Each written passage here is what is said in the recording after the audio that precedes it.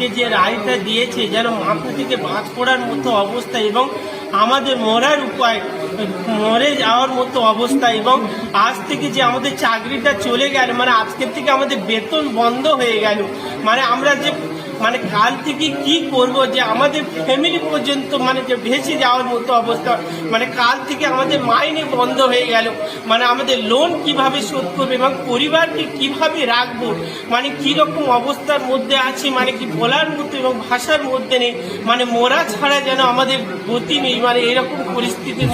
আমরা খুবই উদ্বেগের মধ্যে আছি যে 8 জন শিক্ষক একটা স্কুলের চলে যাওয়া মানে আমাদের মতো কৃষ্ণচন্দ্রপুর হাই স্কুল, যেটা সুন্দরবনের একটা পিছিয়ে পড়া জায়গায়, 8 জন শিক্ষক, এমনি আমাদের শূন্যপদ প্রায় 15 জন আছে, তার মধ্যে আবার 8 জন চলে গেল, 5,500 মতো স্টুডেন্ট। আমরা চালাবো কি করে? এই 8-5-40টা ক্লাস প্রতিদিন কিভাবে ঠেকাবো? এবং এই 8 জন কান্নায় ভেঙে